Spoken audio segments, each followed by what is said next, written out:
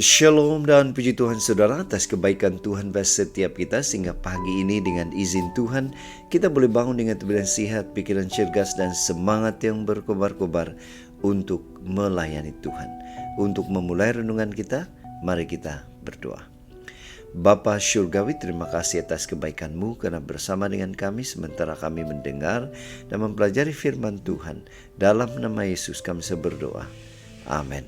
Saudara yang dikasih dalam Kristus, tajuk renungan kita pagi ini ialah belajar berbesar hati.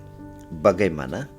Firman Tuhan dalam 2 Korintus 7 ayat 9 mengatakan, "Namun sekarang aku bersuka cita, bukan karena kamu telah berduka cita, melainkan karena duka citamu membuat kamu bertobat. Sebab duka citamu itu adalah menurut kehendak Allah, sehingga kamu sedikit pun tidak dirugikan karena kami." Nah saudara, menarik bacaan kita hari ini. Kalau kita membaca bacaan kita dalam 2 Korintus 7 ayat 2 hingga 10. Ini merupakan respon Paulus kepada konflik yang terjadi di antara jemaat Korintus dengan dia. Apa reaksi Paulus? Kita perhatikan. Paulus pernah bertengkar dengan jemaat di Korintus.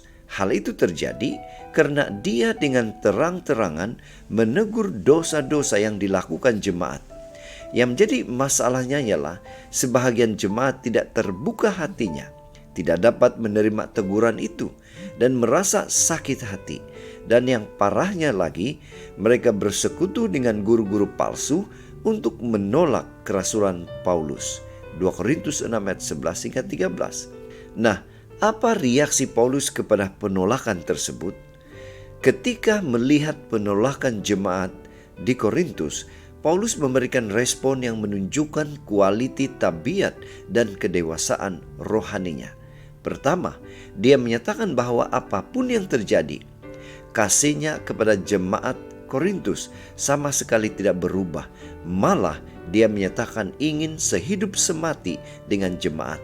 Ayat 3.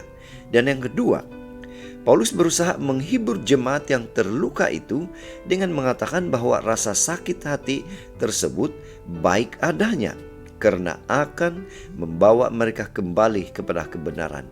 Ayat 9. Dan ketiga, dia mengutus Titus untuk menjelaskan maksud teguran keras tersebut. Ayat 6. Kebesaran hati atau keterbukaan hati Paulus ini ternyata berbuah manis. Titus melaporkan bahwa jemaat Korintus mengalami perubahan positif setelah membaca surat Paulus itu. Saudara, apa pengajaran, apa aplikasi yang kita boleh pelajari daripada kisah ini? Kebenaran tetap akan menang. Dari kebenaran kita belajar bahwa teguran yang dilakukan atas dasar kasih yang kita nyatakan boleh saja disalahfahami dan menimbulkan konflik. Namun, konflik tersebut boleh jadi dipakai oleh Tuhan untuk mengasah hati kita, terutama dalam hal kebesaran hati atau keterbukaan hati untuk bersedia merendahkan hati dan mengampuni.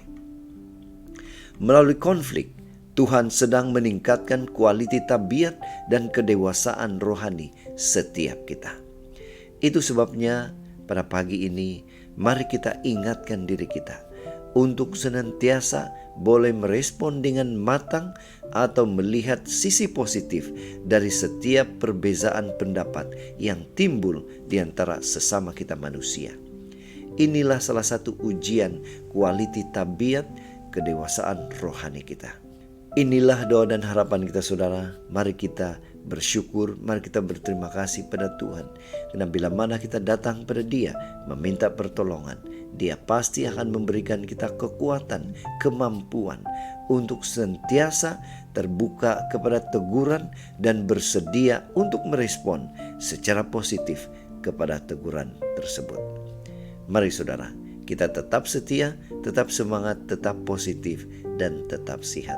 Sampai Maranatha, Tuhan memberkati kita. Mari kita berdoa. Bapa Syurgawi, terima kasih karena kami dikuatkan, kami dimampukan untuk merespon apapun mungkin teguran yang kami terima dari orang lain. Dalam nama Yesus kami berdoa. Amin.